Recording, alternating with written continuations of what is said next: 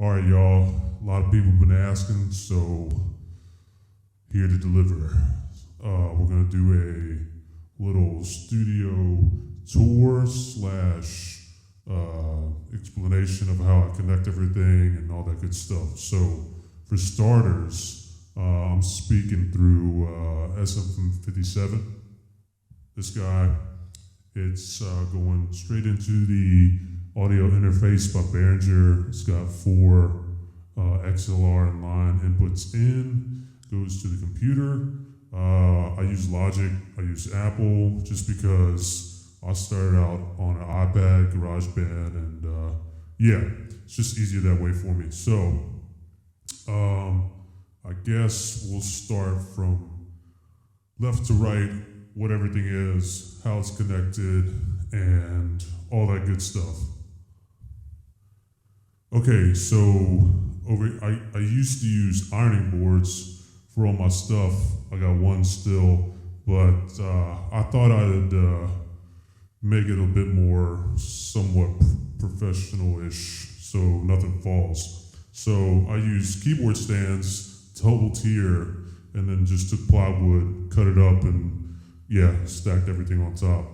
And it works out. So I have a lot of Arturia, pretty much everything keyboard-wise is Arturia for controllers. So the 61 key Keylab, tried and true Keystone Pro, I'll get to that later, but this one is going straight to Logic.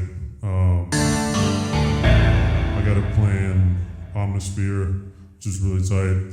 This one I use interchangeably just because it has the most keys on it. Right now I have it connected to the DO5, but I'll get to that later. Over here, mono synth, Behringer Pro 1, so Pro 1 clone, 2 boutiques. So I got the Roland DO5 linear, which is the remake of the D50, the SH01A, which is the remake of the SH101 mono, little sequencer by Korg SQ1. I use that a lot just to kind of send CV and gate to kind of like modular style inputs. Right now it's going into I don't use it too much for like Midi sequencing just because I have the Arturia over here, but it's cool to have, and it's portable, batteries, all that good stuff. I use the Behringer audio interface, like I said, Electrons model samples, which is a drum machine that you can input your own samples. It's not like a sampler per se, where you can't just directly sample it, but you have to just throw them in. It's really not that bad. 2 MIDI throughs. The reason why I have 2 is 1, so everything stays connected, and then 2, if I want to have any of these on the big keyboard like I have now, I could just do that real quick. And I'll have 1 just in case I want to travel with it, and then this one always stays here. So moving along, I got the Tower of Volcas, Volca keys, Volca FM. I had the Volca sample, got rid of it because that pretty much replaced it. And then I have Volca drum, which is really cool. It's kind of complex to program at first, but it's really tight once you get used to it. Arturia Keystone Pro, can't say any more good things about it, meaning I love it, other than the fact that it's MIDI keys and it's only, I think 37 keys. Yeah, if they made like a full-size one, that'd be sick, but it's great. It's got pretty much everything you can need in way of connectivity. Moving along, I have Poly D, which is somewhat of a clone of the Moog, Mini Moog, but it's not necessarily a clone. It's got an extra VCO. Yeah, use the Roland Go Mixer Pro. I have the regular one down here that I use to travel with, and then this one just stays here. RC 505 loop station that I'm using right now is Master Clock, and everything's routed to it so I can loop anything I want.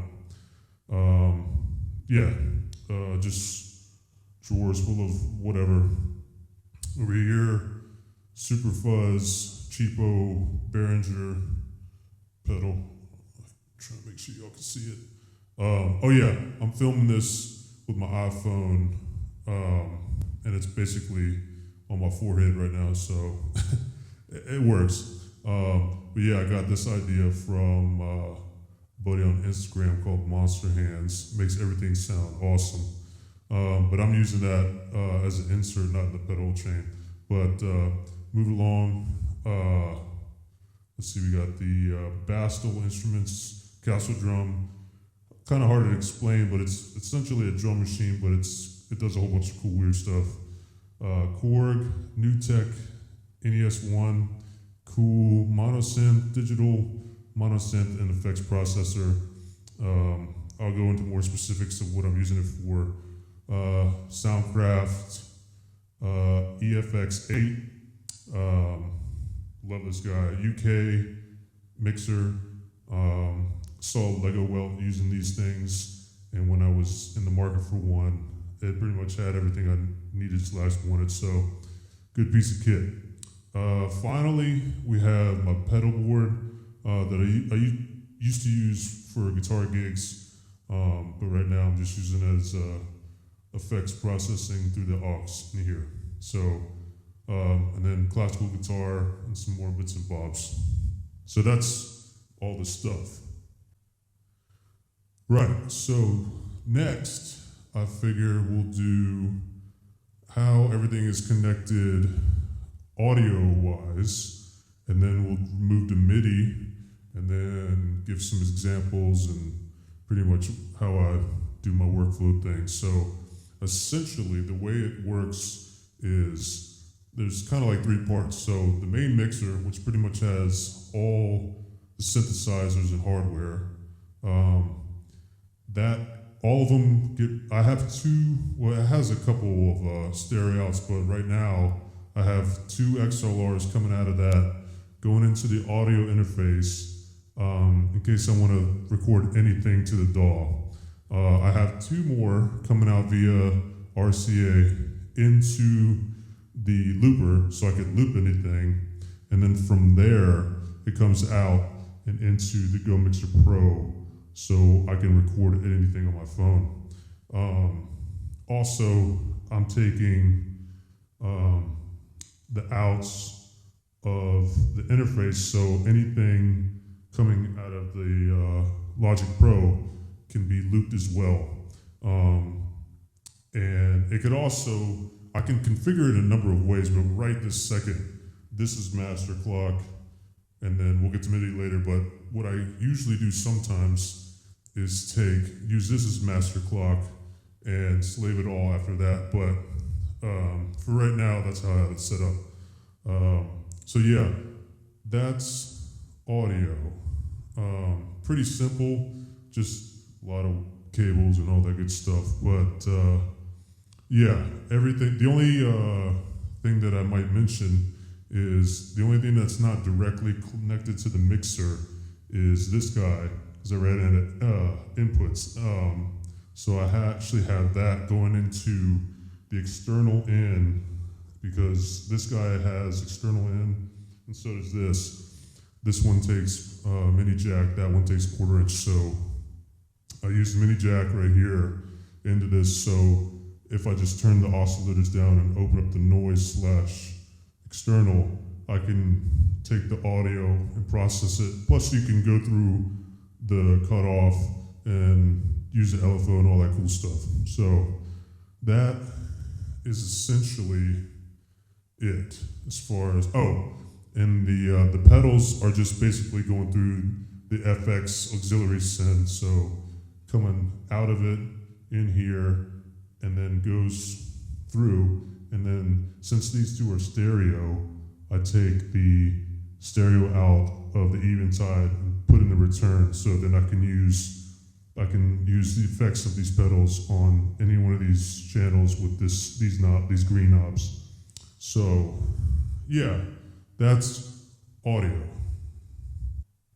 So I guess next would be MIDI, which is probably not I wouldn't call it traditional sense of connectivity, but it works for me. So yeah, I'm using this through box that's connecting all the synths via through. So the way it starts right now is MIDI out, which is only clock going into the Keystone Pro here.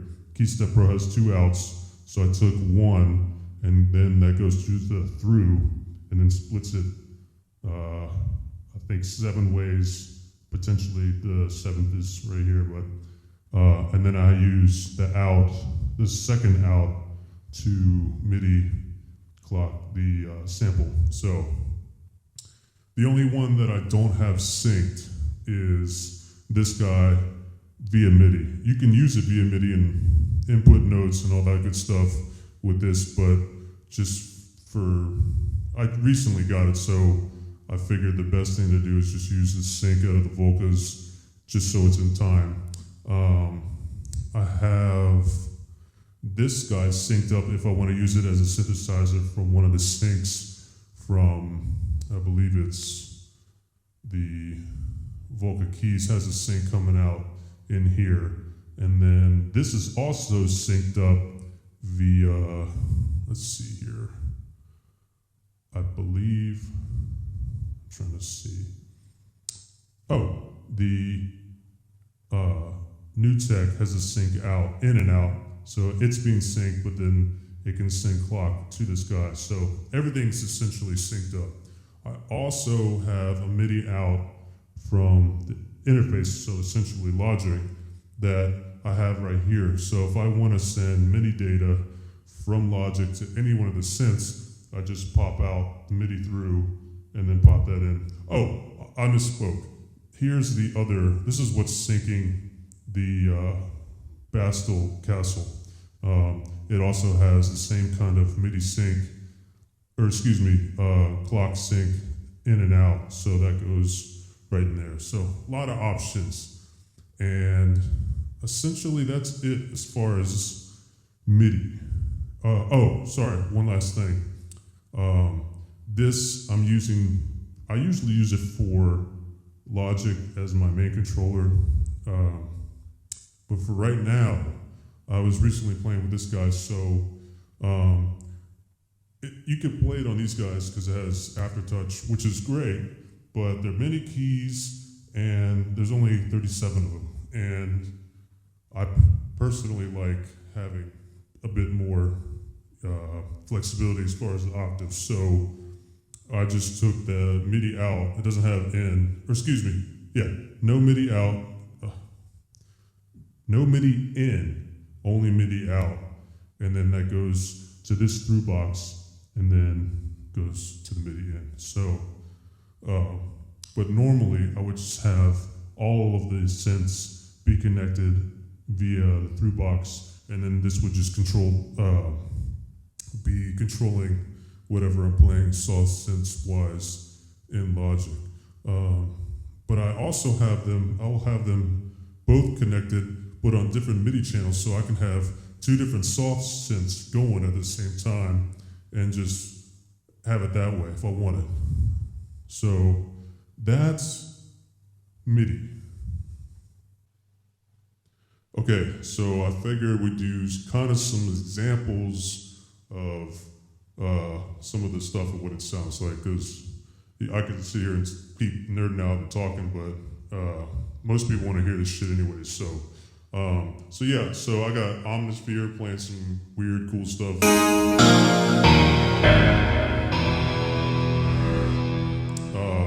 My voice is actually being processed from Logic Pro. I just have a pitch shifter, so that off.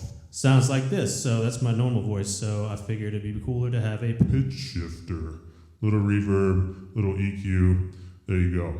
This, like I said, is connected to the D50 right now, so.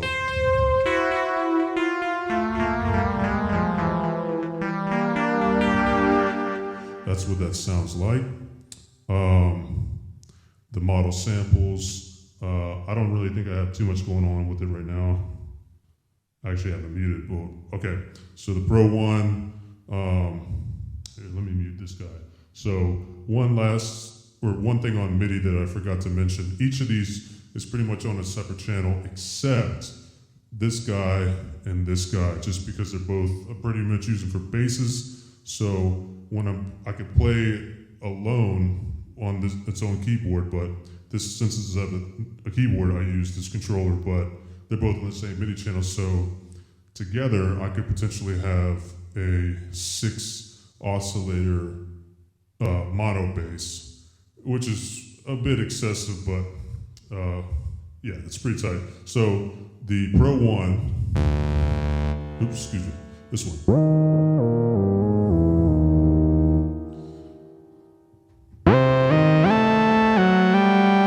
So I have some effects, obviously, so if I turn those off,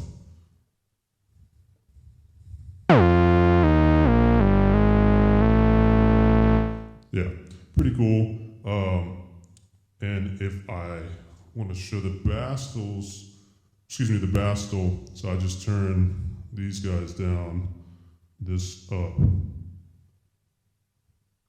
and I should here, of course, let's see.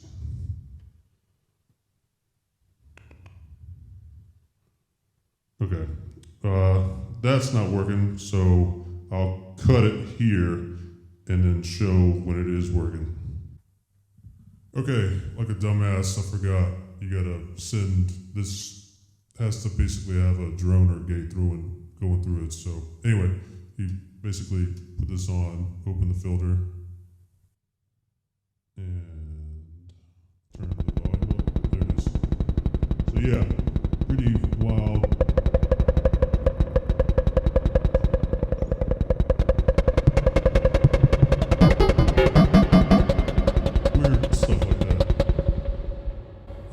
But yeah, so that's that. And then let's go SH 101.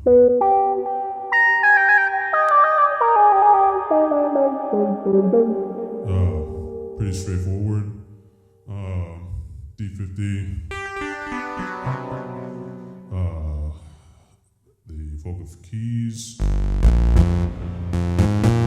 And currently I have the fuzz on a insert, so if I want to make it sound crazy,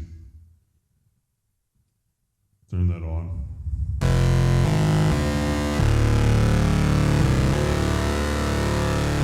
Yeah, it's pretty wicked.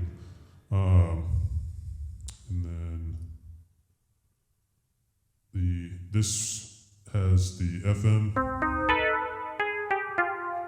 One special thing about the FM is I have the audio not going straight to the mixer, but I have it, since the chorus is somewhat stereo, I have it going actually through the NTS1 here, which I could use all this stuff to affect it, but I figured it just works nicely with this guy. So, and since this is stereo, that goes to one of the 2 stereo inputs on the mixer. The other one is the D50, because it's also stereo. The only other stereo instruments is this guy, this guy, this guy, which yeah, so let me just kind of show. The vocal drum has 2 channels. I'll probably swap that over the samples just because the LFO on the samples works way better in tandem with the stereo. Mono, which is the vocal keys, poly D, so we can hear that right now. It also has aftertouch, which I have with the filter, which is tight. It's got a Juno, of course, so without it, with it,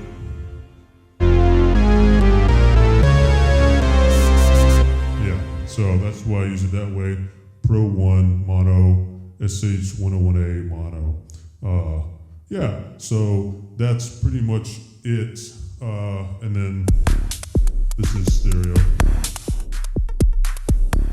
I don't have anything hard panned at the moment, but that's essentially it and how everything's connected. So I think I'll close with a little example from a kind of vaporwave tune that everybody kind of knows. It doesn't have everything, but it's got, I don't know, all the cool stuff. And another thing that I love about this guy is recently, the latest firmware, you can transpose all 4 channels, which is sweet. Before I do that, I guess I have this guy on channel 15. I don't normally use him as a standalone synth, mono synth, but if I do, I mean, it is cool if you just kind of mess around.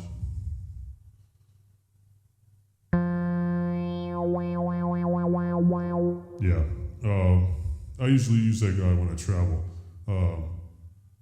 So yeah, let's close this out because this is already pretty long. And then if you got any questions, just let a brother know. Oh, not yet. So let me explain this real quick. So this I use mainly for a clock, but a lot of times I'll record and sequenced drums. Right now it just has 4 on the floor, but these 4 were done kind of at like a breakbeat. So I did it at like 160 BPM, and I used this break that I sampled out of Logic into here in time.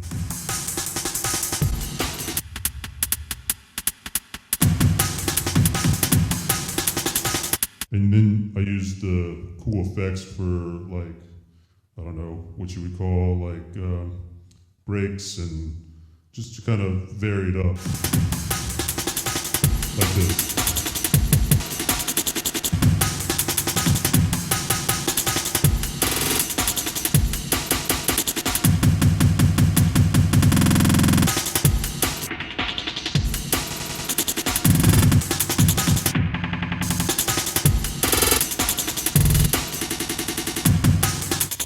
Yeah, so that's cool.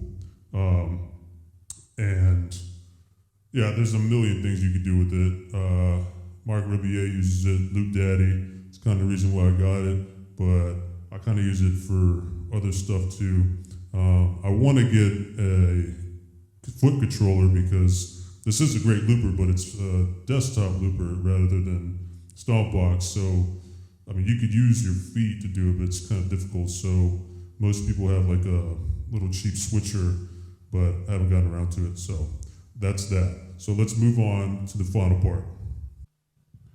Okay, so let's talk about the pedals. I initially forgot about those, or at least what they do individually. So what I'll do is send the effects via auxiliary into the mixer, into the SH. I'll play a sequence, and then I'll kind of, well, let's just kind of talk briefly about what each is. So I have Keeley compressor. It's really noisy, and it's better for drums or drum machines and guitar. So I rarely use it as far as for synths, but it does have a purpose. But right now it's just kind of there. The Ibanez TS9 Tube Screamer, straightforward. Everybody knows that pedal. Tremolo Boss TR2, another straightforward, tried and true Stompbox. Electro Harmonix Mel 9. I've had a number of their 9 series. This will be the second time I've had one of these. It's basically a Mellotron emulation. It's pretty awesome. Tracks pretty well. Certain chords don't actually translate well, but it's pretty cool. The Ehx Canyon, which is a awesome delay pedal.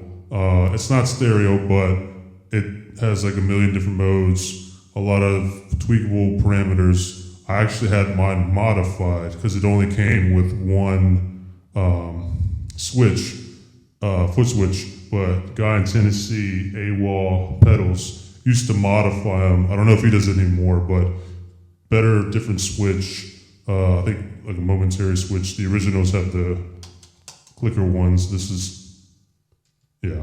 And then he added infinite repeats, better LED, and then a little switch as opposed to the buttons that it had. That's not the exact order of the pedals, but I'm just going from that direction this way. Up top is the Eventide space. It's pretty much everything you need and more in a reverb pedal. Yeah, everybody knows this guy. If you play synths or have Volcas, it's, as far as effects go, it's awesome and what it can do. Its user interface, I think, is pretty shit, if you ask me. I mean, yes, the way I make the patches is on the little interface that you could do on the computer, and you can hook it up and take patches that other people have made and vice versa. But as far as making them on the actual unit, and the fact that it doesn't have true bypass per se, there's a way that you could do that, but it's not intuitive whatsoever. It doesn't have a dedicated tap tempo like on it, or a output like this one does. But anyway, it's great. Multi-effects, sorry for the clicks. And then lastly, the Tensor by Red Panda. It's kind of hard to describe, but you can do like the tape stop stuff. You can pitch it up, pitch it down. It's wild. And yeah, just watch some videos on it. So now I'll do some examples of what they all sound like. Okay, let's get the sequence going. So just quick on the compressor.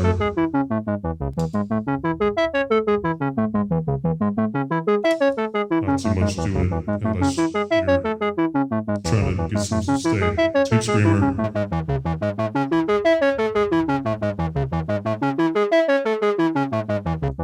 Tremolo. Can't really hear it just because it's a pretty fast sequence. This guy. And the reason why you're hearing it on one side primarily is because I have, these are mono, and then I have stereo pedals out. I believe if I had both of those on, then you would hear everything more effectively. But anyway, keep going.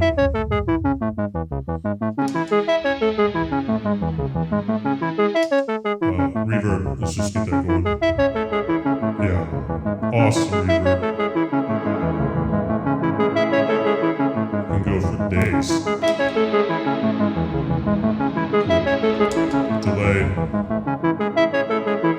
The tap tempo is actually inside.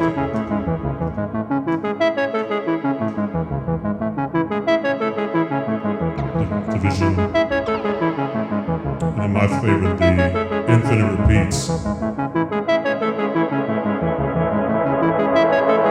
It can get carried away if you're, if you let it keep going and mess with your speakers. Sounds cool, right? And then this guy, I'm not really sure what I have it on. A panner. So, yeah, it's got a million different things, but let's get to this guy. So it has momentary latch.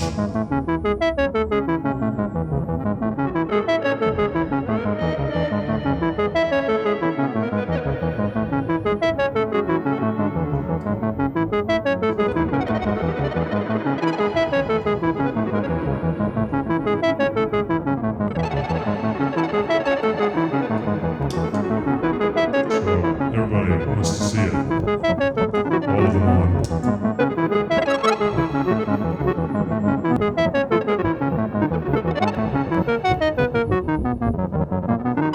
Yeah, let's go pedals.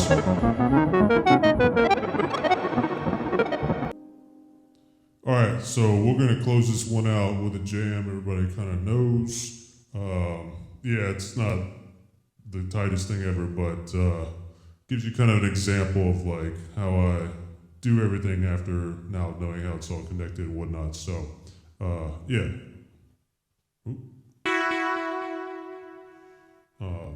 Yeah. Cool. Thanks for checking it out.